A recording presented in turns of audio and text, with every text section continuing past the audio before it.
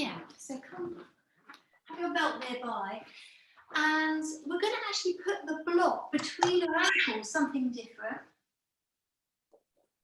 So I haven't got big, fat, enormous block. You don't want it too, I mean, obviously you could have it very wide, or you could have it more on the, I've gone for the middle option, not the really thin option, nor the big fat option, the middle one.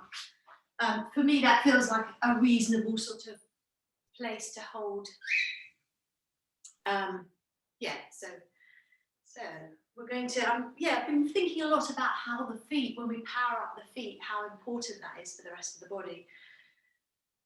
So before we really bring our focus into the feet, let's just sort of make sure that our head is nicely aligned. We're not letting our head fall forward. You can roll your shoulders back a few times and down the body, and let your hands come to rest by the sides of the body. And then you could look down at your feet. Sometimes it's good. You don't always want to be looking at them, but it's quite good to just say hello. You know, if you've been sort of holding your feet quite tightly, you can quite quickly pick up on that when you look down. And then lift your gaze, and we're just lifting the toes and spreading them, and then bringing them down. And we'll do that again. Lift the toes, spread them, and bring them down, but try and retain that sense of lift in the inner arch. Perhaps you didn't notice. I should have, yeah, so we'll just do that once more. We'll lift the toes, and what usually happens is an uplift in the arches of the feet, and also a little bit of a activation in front of the knee. So we're bringing the toes down. We're trying to keep that uplift. And then we're going to squeeze the block between our ankles. So we're really activating the inside of the ankle, and then we're going to relax it and squeeze it and relax it and squeeze it.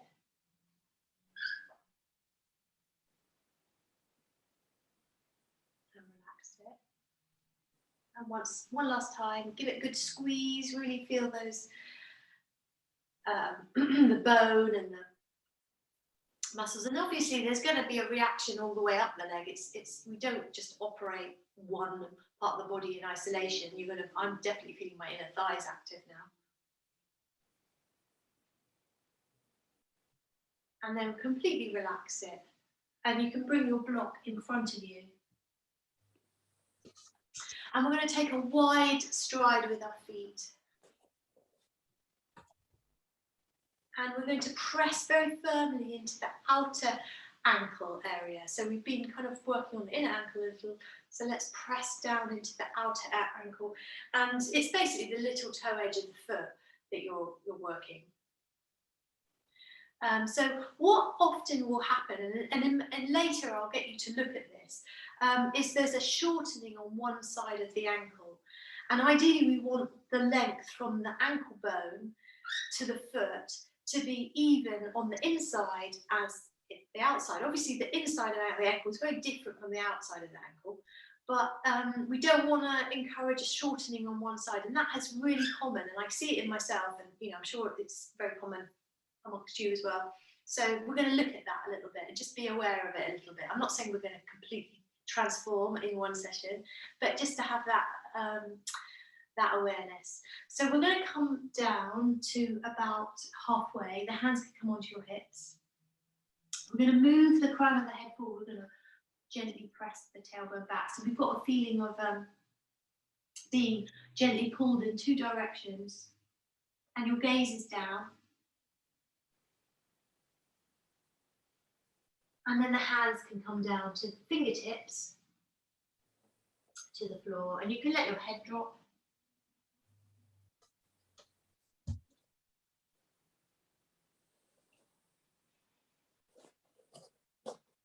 Relax the weight of the head. Deep breaths here.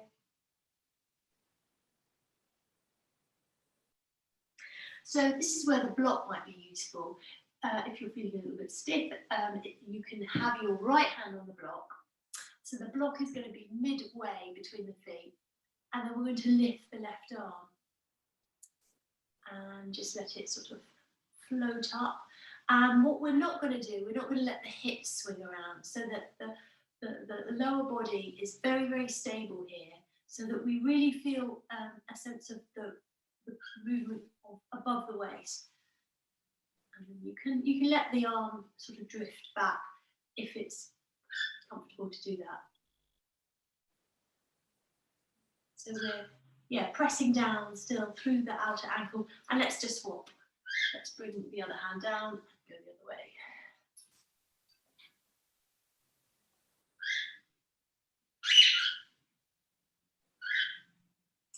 And as well as pressing into the outer ankle, you can kind of squeeze your inner thighs a little as well. I'm not saying you want to have them permanently on, switched on, but just sort of bring in a little bit of sensation. And we'll go the other way. So the lower ribs, can you feel them? You can even bring your hand, the opposite hand, to the lower ribs and turn the ribs. Turn the ribs. So you encourage more twist. And then just one last time to the other side. So take your hand to the lower ribs, the opposite hand, and turn, turn, turn.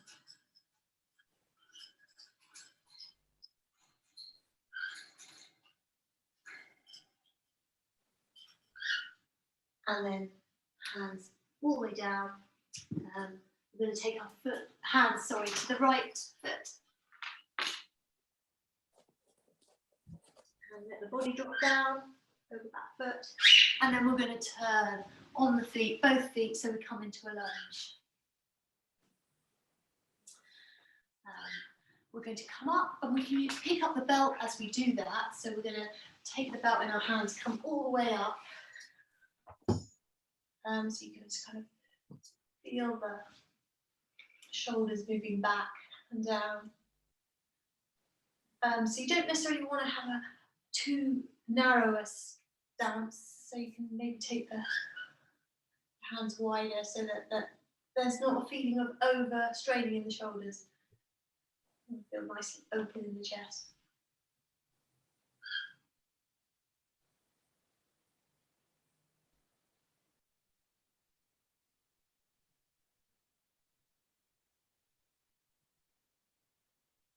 And then come down, just leave your belt there. So we're going to take block. I've been practicing this pose quite a bit this week, and I've made some discoveries. So it's Parsvakonasana. We're going to have our left hand on the block. We're going to flatten our right hand on the block. Sorry, confusing you there. Pressing the left foot down, so the whole of the foot, toes turn out, and the block is on the little toe edge of the foot.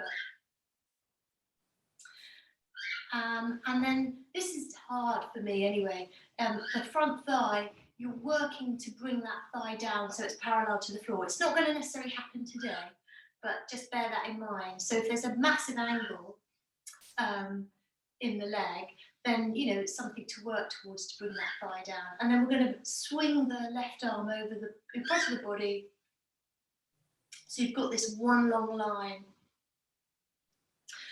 Now, especially if you do bring your thigh low, it can leave you feeling a little bit pulled in all directions, this pose. So one way to gather in the energy, bring the power back into the center, is to squeeze the feet and press them back towards each other, if that makes sense. So you're really kind of squeezing down to the floor and pulling them back to the midline.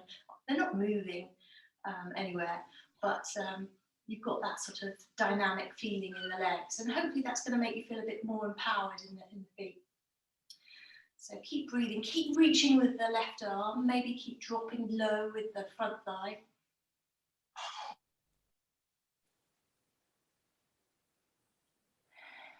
One more breath here. Well done. And then come down. So you bring the back knee down and you're coming up again into a lunge, but we'll leave the block, we'll leave the belt. We're going to have the right hand on the thigh, the left arm lifted. Press the left thigh forward. You've got a real nice stretch in the front of the leg there. And then we're turning, so we're taking a little twist towards the right leg. So we're going to turn the body, hook the arm over the knee. I'm just going to turn around. Hook the arm over the knee. And coming into this revolved Ardha-Vasana. And then from here, maybe you want to lift the back knee. You don't have to. I quite like to make a fist with my left hand and wrap the right arm hand over the fist. Or you could have hands together in prayer. And again, that feeling of the feet sort of not just sort of being pulled in all directions. There's a sense of the energy moving back to the centre. Keep turning. Have a look at your top shoulder. Can you roll it back a little bit? Belly pulls in. Heel of the back foot.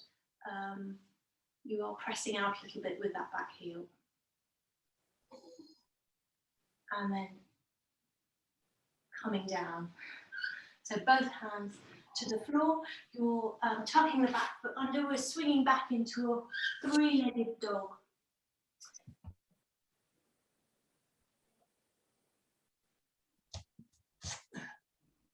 And imagine a boot on the end of, on your foot, a very heavy boot. So then immediately that changes how you engage the muscles on the leg. I think you're going to have to feel it more of a strength pose than a sort of flexibility pose. We're going to take that raised leg, we're going to lightly step it forward. So we're coming into a warrior. I'm just going to turn around. So you can have your right hand on the thigh, and we're going to swing up with the left arm, coming into warrior 2. And that transition, I think, is a little tricky. So I feel like maybe it's nice to just practice it a little bit. So we're going to come all the way down again. So bring the right hand onto the thigh, lift onto the right thigh, lift the left heel, come all the way down. Let's take a twist.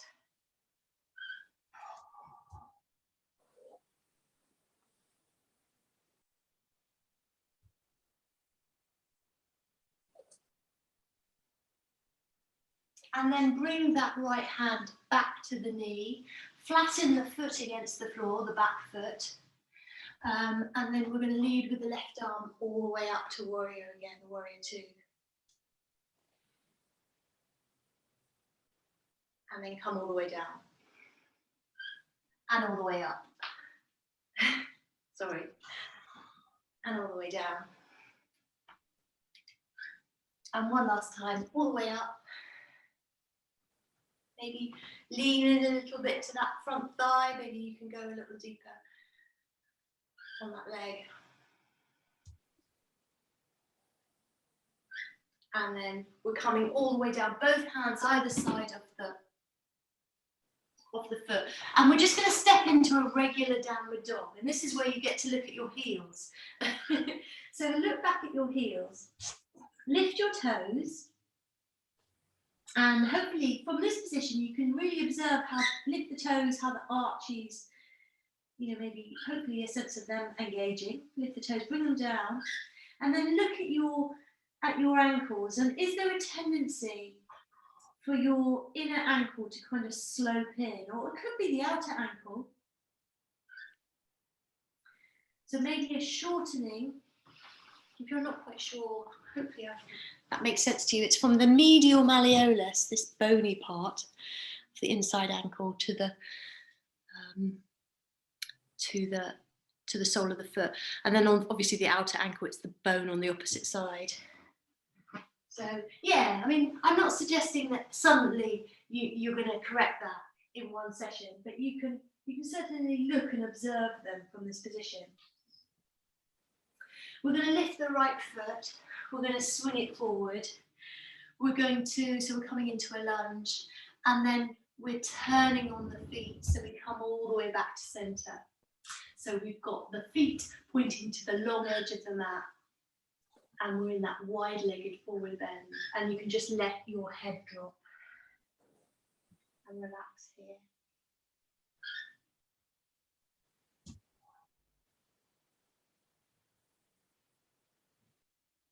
So we'll go the other way. So we're going to take our arms round to the left foot and let your body sort of float down over the leg. You can bend the knee.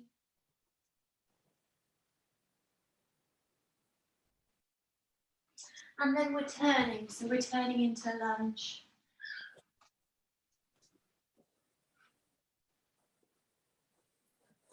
And we're going to come up. Oh, sorry, I forgot to say to bring the belt with you. So we're just going to pick up the belt, come up into a high lunge. So we're holding the belt quite wide so that we can take the arms back a little bit behind us. You get to have a sense of the shoulders gently pulling back. Breathing here.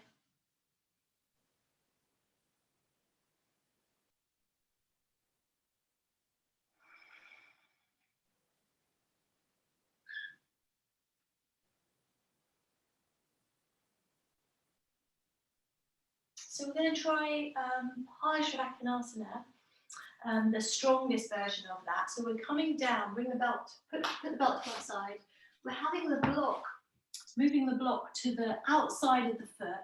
So I don't know, you might find that you don't need the block, but I think it just helps you from, sometimes with this pose, you can kind of slump into it and actually you want to lift powerfully out of it. So having the block can just help with that. And if at any point you want to remove it, that's fine.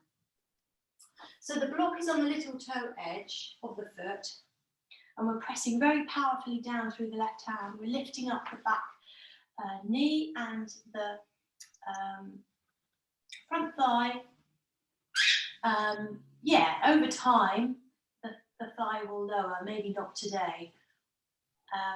And we're really activating that back foot. So pressing into the ankles,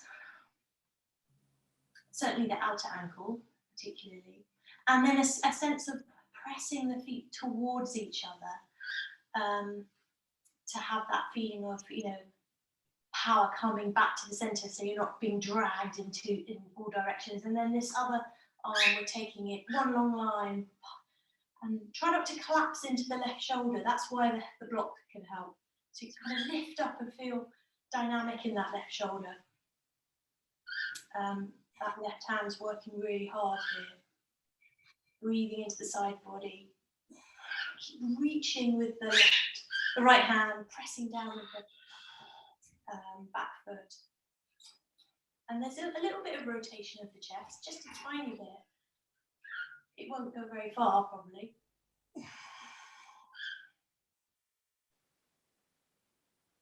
Breathing, keep reaching. And also that feeling of pulling back as well through the feet. And then we're going to come down. So bring the hands down, take a lunge, come back to the lunge. And then right hand onto the thigh, left hand up. And we're doing a little twist. So I'm just going to turn around. So we're hooking that arm over the opposite knee. So belly pulls in. Think like, maybe it's not the best image, but like if you're wringing out a dishcloth or wringing out a flannel. So there's that feeling around the guts of kind of squeezing everything in. The right hand, you can make a little fist with it. You can wrap the left arm, left hand over the fist. You can gently move the shoulder back. You will want to move forward. And then perhaps lift the back foot. So it's a revolve Parsvakonasana, Parvrita Parsvakonasana, whereas the other version is called Uttita Parsvakonasana, it just means extended side angle. So the head might want to drop down here, and you keep the line of the head so that it's not kind of just floating off to the side.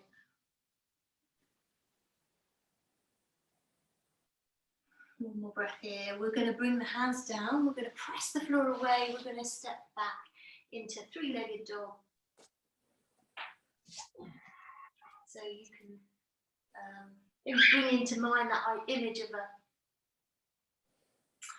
a boot, heavy boot on the leg, and just that makes it more of a strength practice when you lift that into three-legged dog.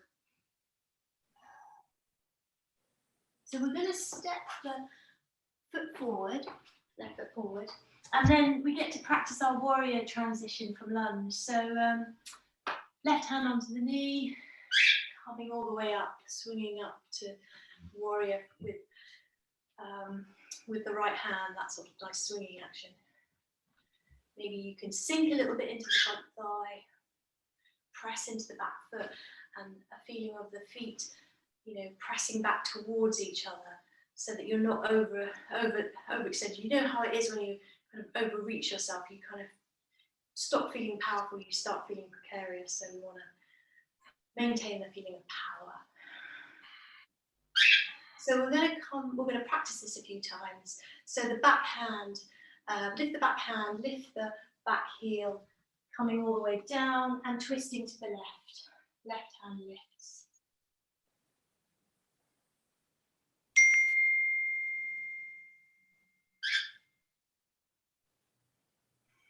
And then we're going to come up. So the left hand comes onto the knee. We're going to lead with the right hand, come back to warrior two. So although I'm encouraging, one day that maybe this front thigh can come low, if you're worried about your knees at all, then maybe just don't worry. It obviously has to be adapted safely to your body. So we're going to come down again. So just bringing that right hand down and then coming up.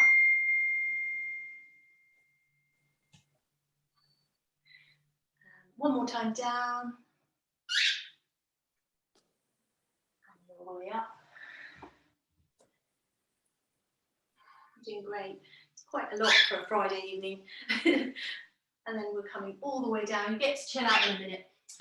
And we'll swing back into downward dog. So you get to look at your ankles now.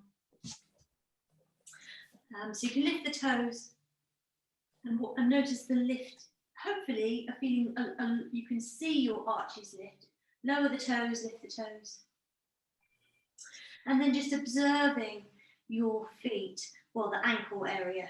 Is there an inward slope or an outward slope of your ankle? And what can you do to adjust that?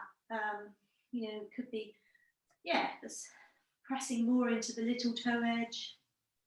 Usually that's what it involves.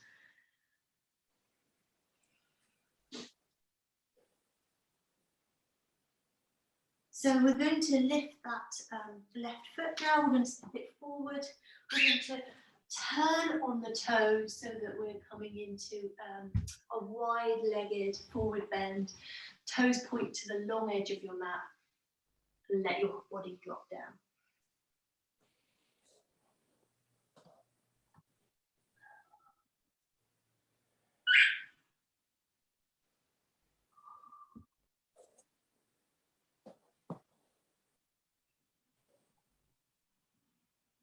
And shuffle your feet in towards each other and drop into a low squat.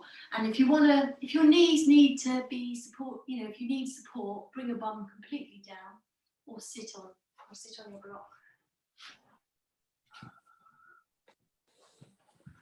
So we're just letting our weight drop. It's a very earthy pose.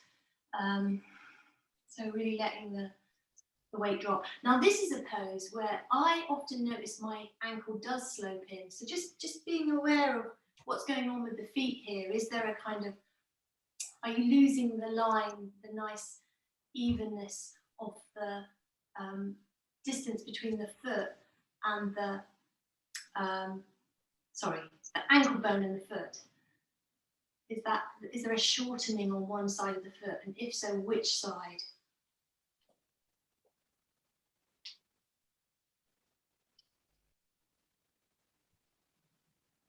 And is there a small adjustment you can make to correct that? So if it's the inside of the foot, pressing into the outer edge of the foot is one solution. So we're going to come all the way down onto our bums. We're going to bring the soles of the feet together. And we're using our feet as an anchor, so we're holding onto the feet, and we're going to lift up and away and roll the shoulders back and down.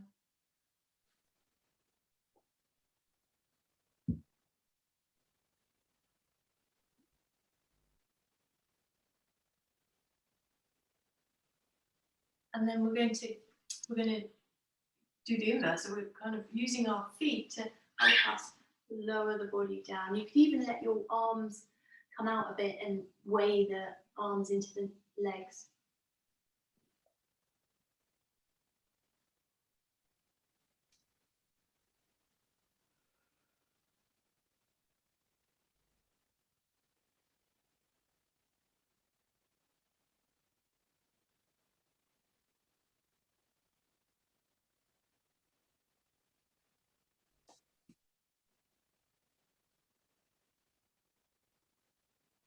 And then coming up, take your feet out in front of you, and this is where it can be quite good just to bring some more focus into the feet. Bring the block between your ankles again. And a little flexion in the feet. I'm hoping that it's called Dandasana, stick pose. So the hands are placed by your hips or perhaps a little further back with your hips if you find it hard to. If your arms are very long, mine aren't very long, so but if your arms are very long, then maybe a little back behind you. And although it doesn't look like a lot's happening in this pose, it is quite a lot of work. You're flexing the toes, the legs are really active, really engaging the legs, and you can begin that by squeezing the block. So you're really feeling the ankles working quite hard here. And lifting the crown of the head, belly pulls in and up. Dandasana.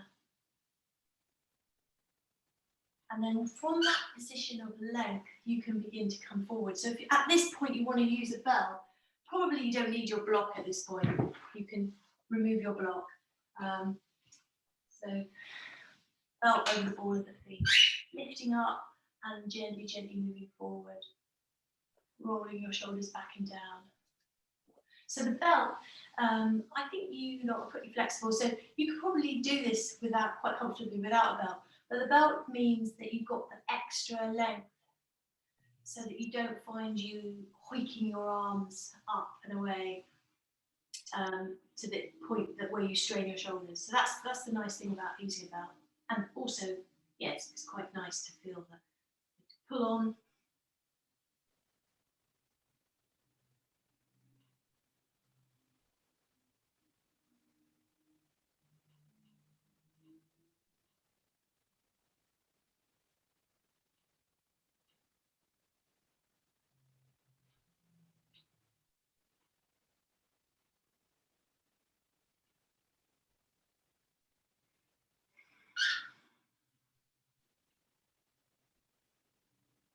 So if you want to hold your feet, you feel like that feels like a nice thing to do, then feel free to do that. If you hold the feet, then you can kind of sit up, grip the feet, but sit up a little bit, adjust your shoulders so that they're not all hunched up, and then move forward and down.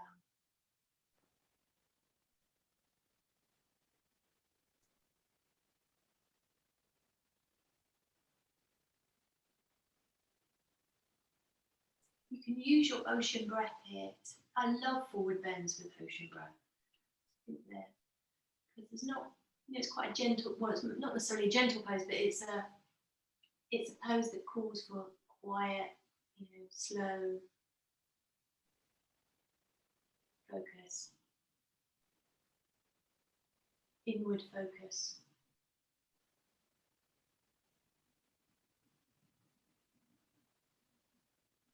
Slowing everything down as well. So when we use ocean breath, we're lengthening the breath a little bit by that constriction in the throat. It's sort of stretching the breath. That's it. That's the word. Stretching the breath. So, and that has an effect on our nervous system. So it's a really nice thing for the end of the week. If you've had a full-on week, calming everything down.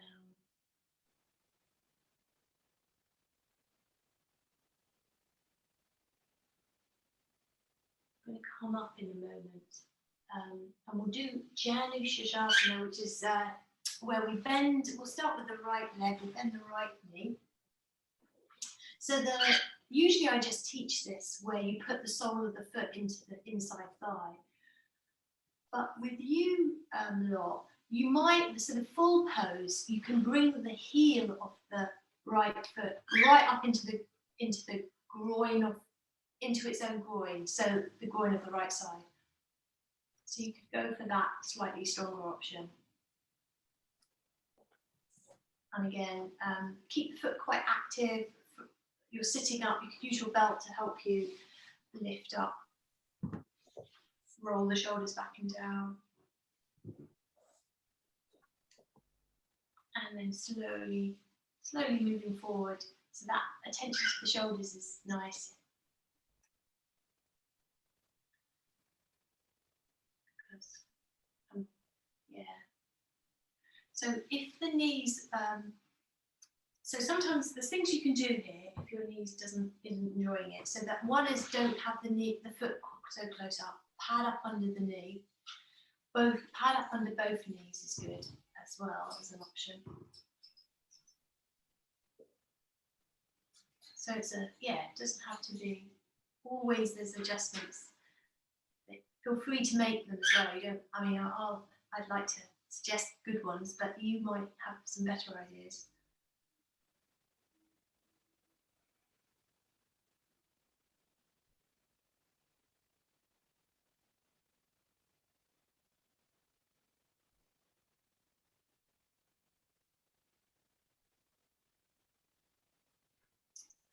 We'll come up in a moment, so just when you're ready, slowly coming up, and then we're swapping feet, so take the other foot in. Yeah, so the thing about bringing the foot right up into the groin, that's just, it's just something an option for you, but equally the foot could be much lower on the leg. Looping around the belt around the foot.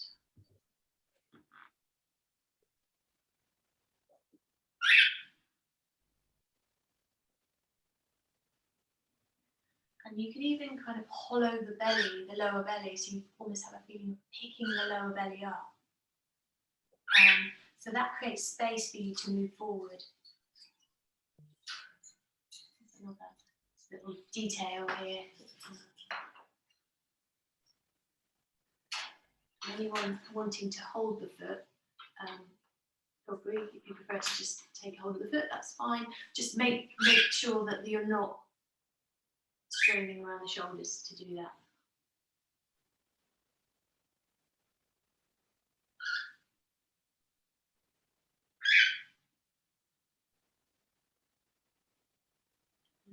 Yeah, finding your rhythm, the rhythm of your breath, and connecting with that, and whatever that may be, it doesn't.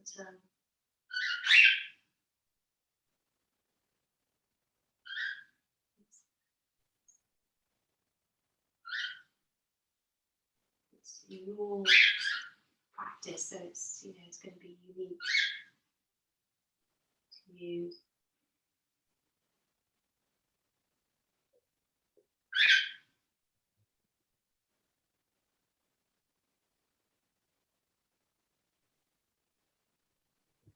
I'm going to slowly come up. And I wanted to do some back arches with you, more restorative, or at least more passive back arches. So this is where the block could be useful. I'll show you what I was going to do.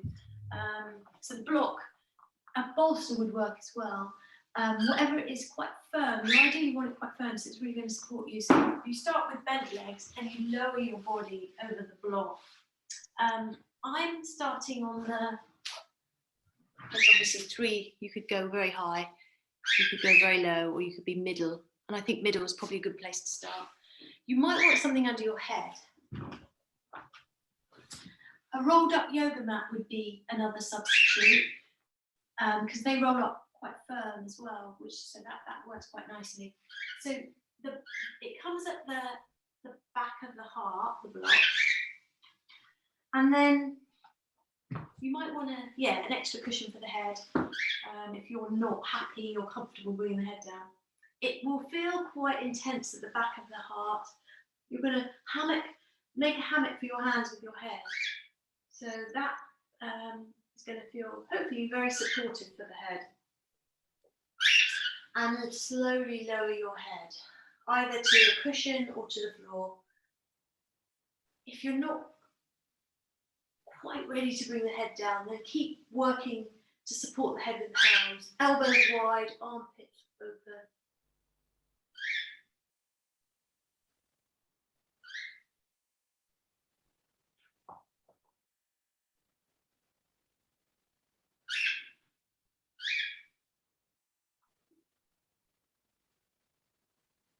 So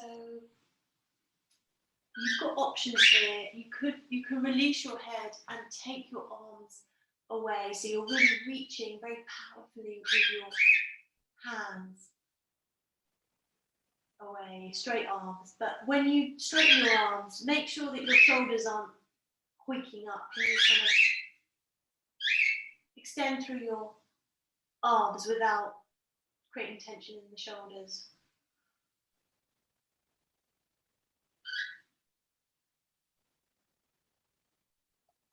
And then maybe you want to straighten up the legs as well. Do that.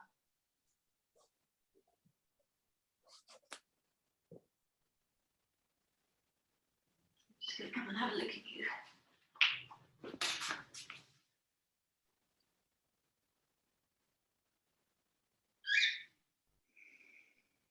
So this is a pose that if I feel a bit cranky, very often I think there's a relationship between tightness at the back of the chest, at the back of the heart, for me anyway, and feeling cranky.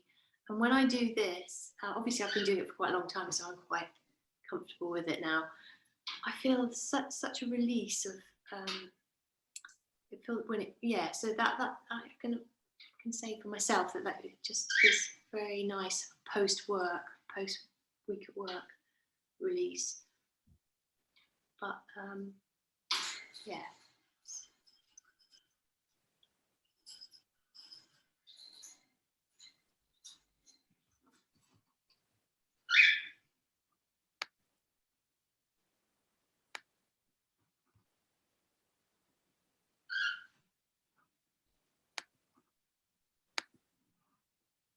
So we're going to slowly come out.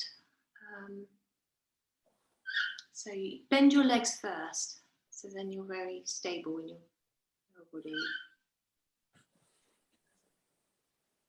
Yeah. Time to lift your body.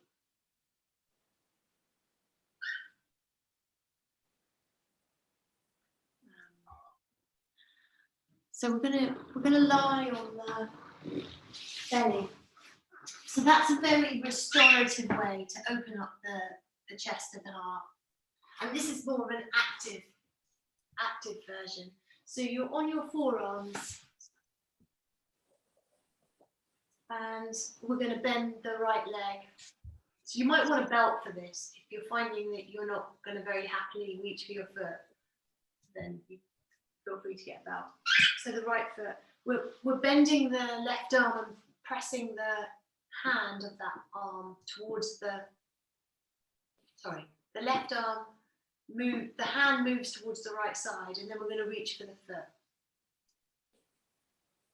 So we're propped up on the left arm, and we're squeezing the foot in towards the buttock.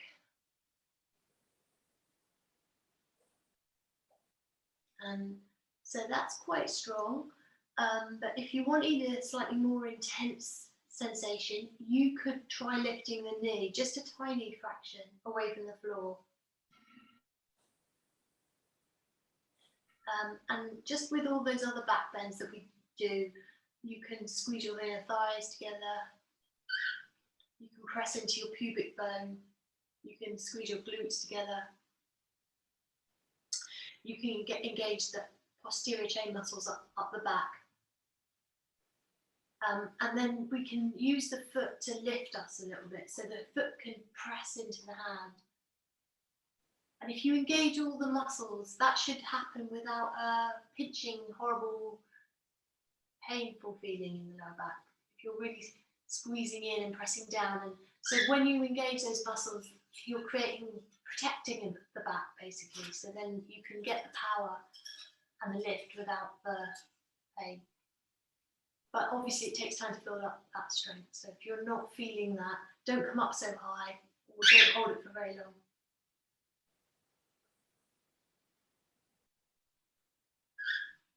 And we're gonna just flop everything back to the floor, drop the head down, completely relax.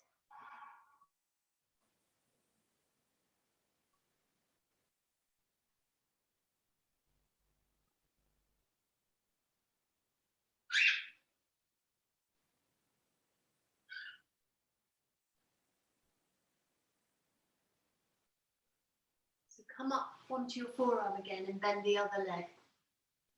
So left leg bent, and we're supporting ourselves with the right arm, reaching for the foot with the left hand. I'm going to move around.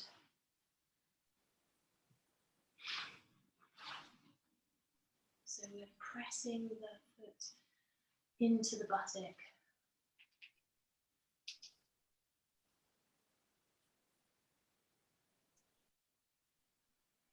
And obviously just adjust this pose if you need to make it less tense, then relax and don't hold the foot so strong.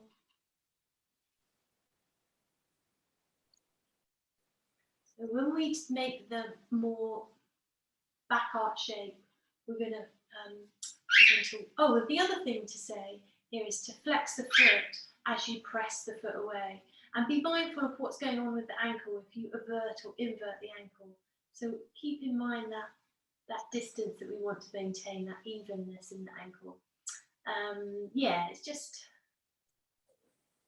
I think it's such an important part of the body from the point of view of hips and knees, and yet we don't often, we overlook it. So yeah, lifting the torso, but using the muscles of the glutes, the thigh, inner thigh, muscles around the spine, so that you can get the lift and feel very contained and supported by those muscles. And then flopping all the way down.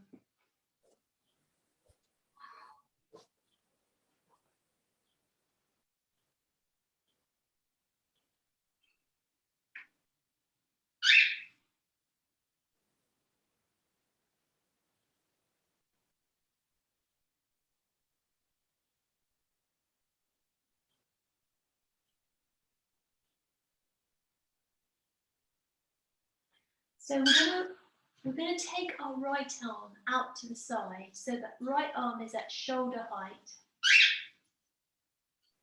And then we're going to press into our left hand and roll all the way onto our side. You might want something under the head actually for this. So you're lying on your right arm, and the chest is moving forward and the arm is behind you. Something under the head. It's not really a back arch, but it does sort of get that nice opening around the front of the body that is, that we often get when we do those back arches. So you can bend the top leg and turn the knee up towards the ceiling. I quite like that. Or you could just have the knees pointing forward. And we are crushing the weight of the body is crushing a little bit the shoulder area on the right arm.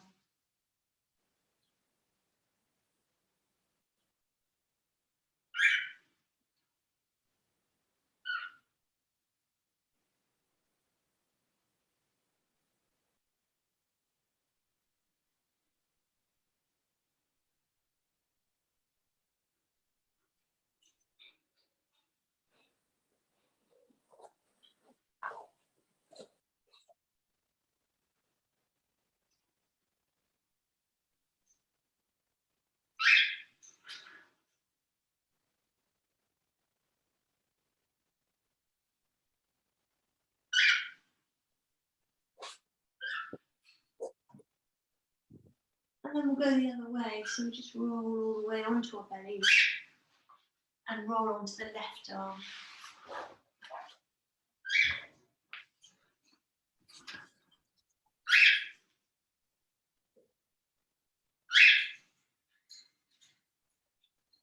And yeah, it's a little bit strong and might make you feel a little bit vulnerable lying on that arm. So it's really a question of trying to relax the weight, really relax the weight.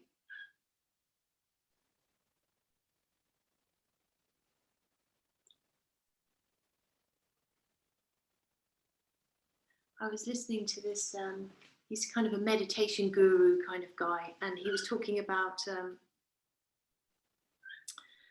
how his philosophy is to let go, to always let go. And that what he says, all our problems are ultimately our resistance to what's happening in the moment, which you may or may not agree with that. I'm not quite sure if I entirely agree, but it's an interesting thought. So you can see that in the practice of yoga, we're really trying to, really, certainly these sort of poses, we're really trying to not resist. It's always practicing, relaxing into it. Maybe less so with the warriors that we did earlier, but these sort of poses, Shavasana. So it's, very good practice for not resisting.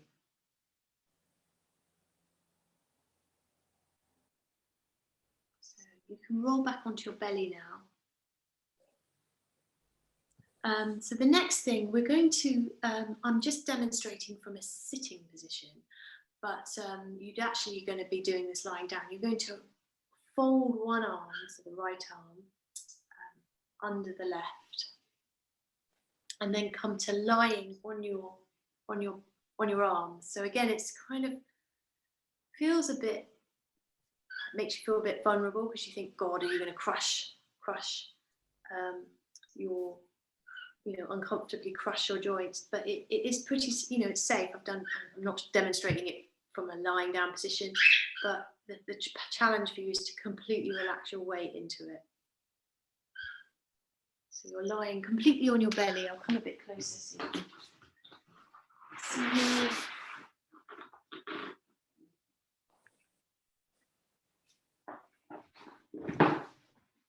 So you're starting with the right arm under the left. So each arm is out to the side and ideally around shoulder height. And then let the head drop down.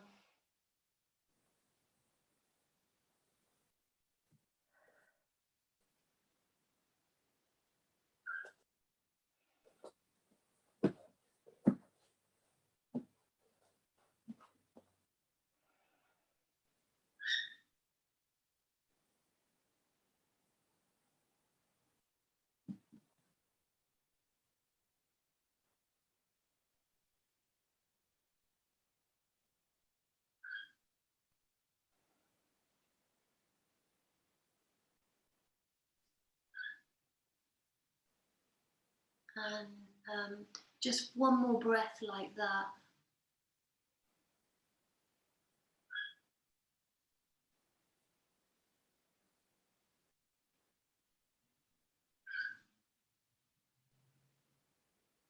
And then we're coming up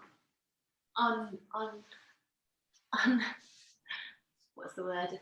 Unfolding our arms, and we're going to go the other way. So opposite arm underneath.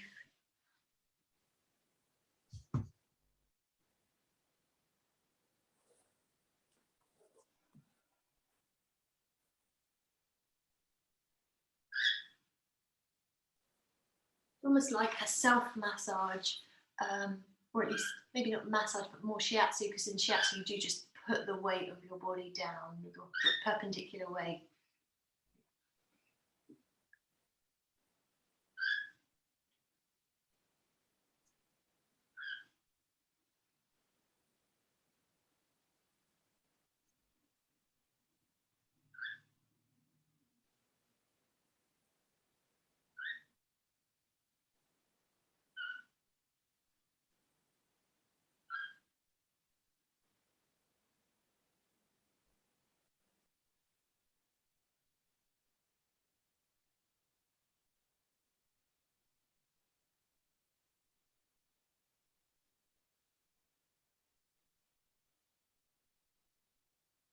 And coming out,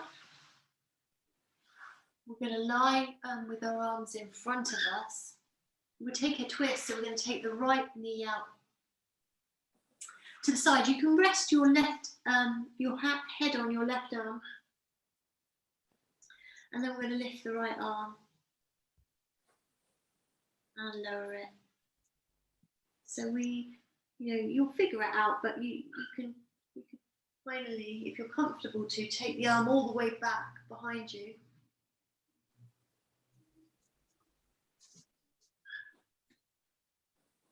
And maybe if you want a little bit more than your typical twist, maybe you can bend the left leg and reach for the foot with the right hand. So, and then the left, so your opposite hands are holding opposite legs.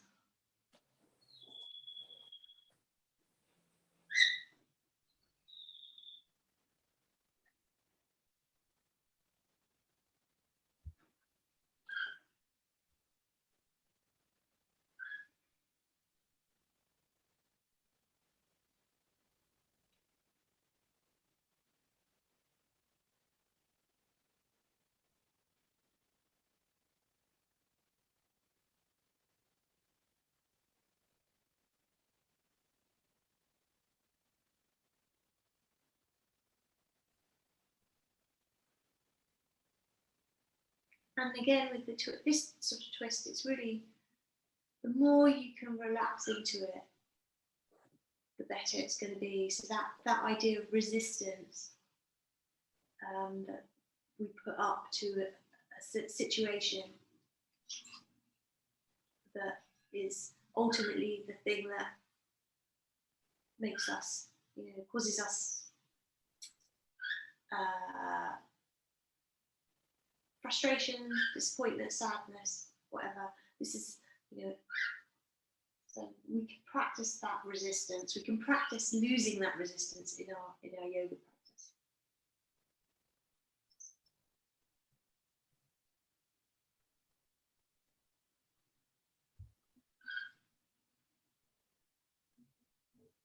So we're going to come all the way back down. So bring the right arm over first, drop it down to the floor, come back to lying on your bellies, drop the head. We'll go the other way, so take the left knee, and we're resting the head on the arm, and we're lifting the left arm. Maybe you can reach for the opposite foot. It's just if you want to, that feels like a nice thing to do. do it. And then if that also feels good, the right hand can reach for the left leg. An extreme twist.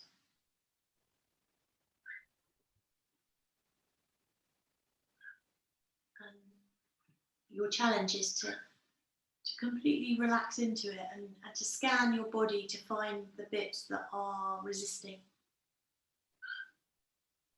And maybe little adjustments could help you with that.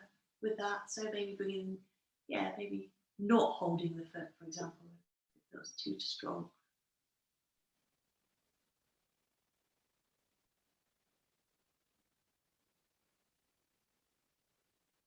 So the letting go could be letting go more of an idea of what you want to do, what you think you should be doing.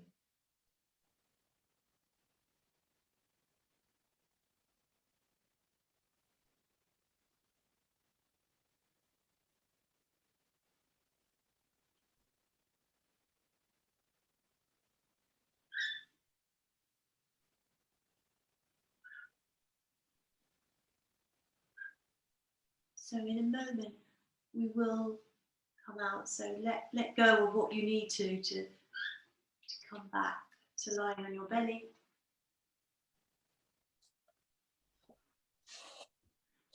Rest your body here.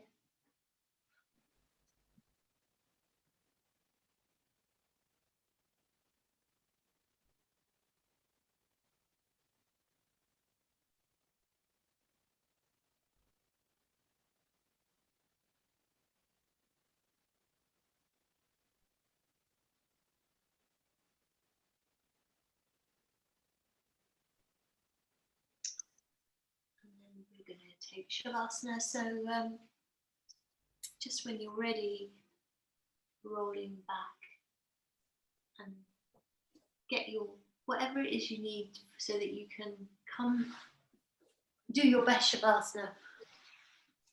So again, that idea of no resistance, letting go. It's just, you can see it's just an experiment maybe. I'm not necessarily saying that it is the solution to every problem in life, but yeah, it's an interesting idea. So for example, this meditation guy was talking about when we, something, and then situation arises that we don't enjoy. It could be someone difficult that comes into our life, or and how we kind of, we don't want to accept the reality of what's happening. So we kind of go into sort of contraction.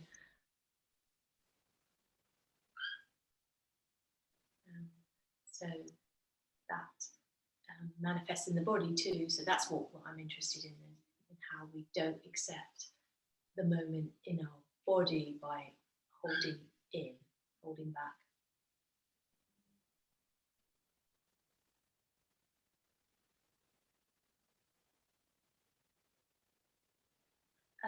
I wanted to do a little technique where we do our breathing in and out through the nose, but we add in a retention. So what that means is you breathe in and then you hold your breath just very subtly, not straining, just for the pause for a moment, and then you breathe out. And this pause is very, quite an interesting thing to bring your attention to, because it's a pause when in the pause nothing's happening.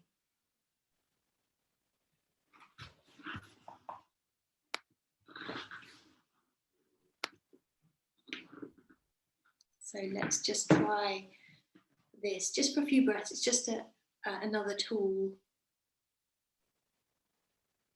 So breathing in, taking a pause.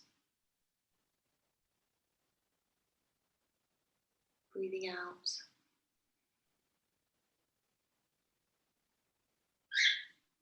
Taking a pause. Breathing in.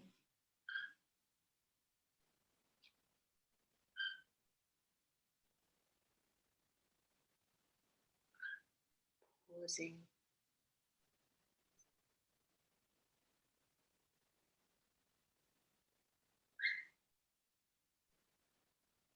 Breathing out.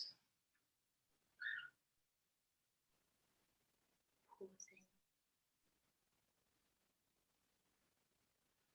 And just a few more of those. Certainly don't make it so that you're gasping for breath. Just, again, it's slightly an experiment, and you're kind of letting go in that little moment of pause where there's no in-breath, there's no out-breath, there's just absence of doing.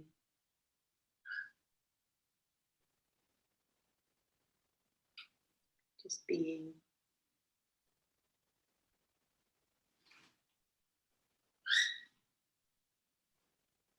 And the word for that is kumbhaka. And there's all sorts of interpretations about what that means, and that you can realize your full sort of consciousness in these moments, in these pauses. So there's interesting sort of analysis, or not analysis, but interpretations of that kumbhaka. So let this go now, let this practice completely abandon it now, so that your breath can just be very easy, natural. In fact, so that you don't even feel you're participating in your breath. It is just occurring without your intention or just the universe breathing you and you surrendering to that. So letting everything go.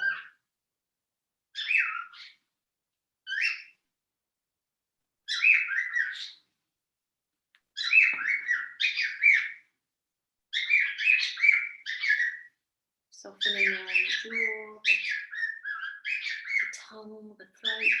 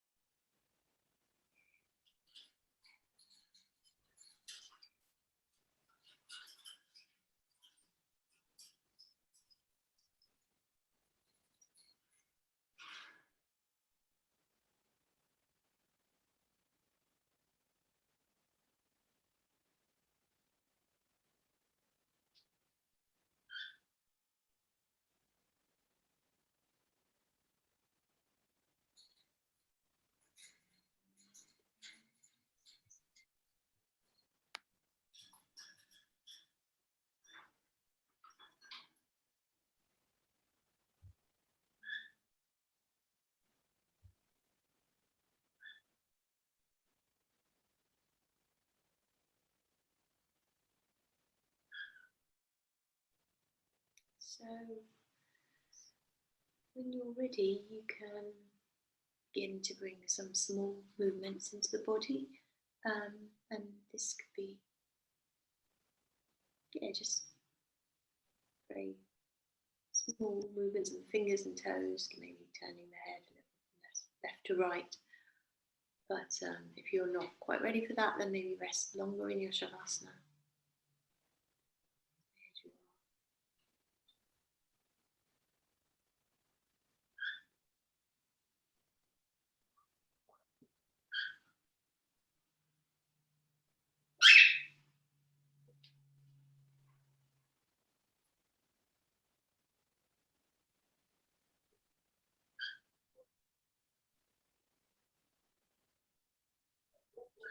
Rolling onto your side and coming up to sitting.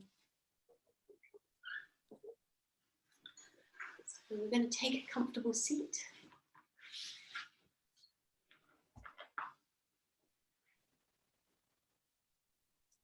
And we'll start with the palms down, so there's that nice sort of grounding sensation.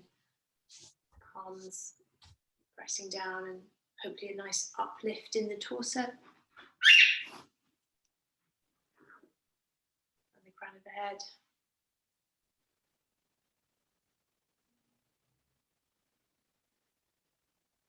And then turning the palms up, that's an open gesture. And also opening for the chest as well a little bit. So more vulnerable. And then the thumb, forefinger together for clarity, for focus.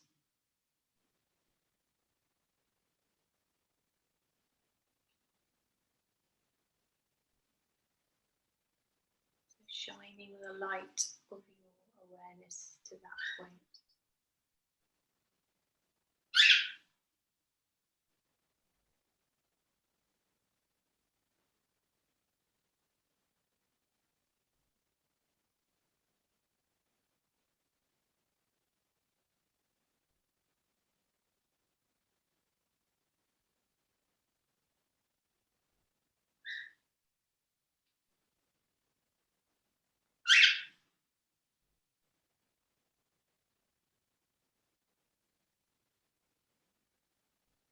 Letting everything else go.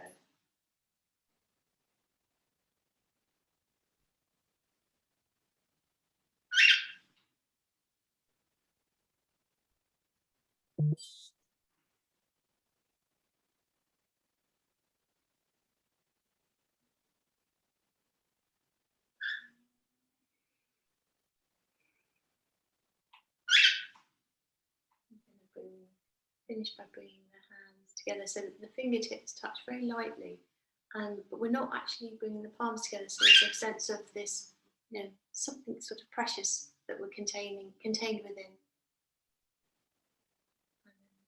Very sensitively pressing through the thumb joint into the sternum and into the heart.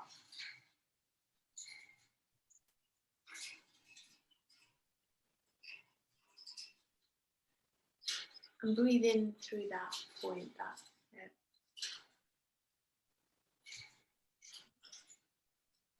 and then sliding the hands to the throat and to the third eye.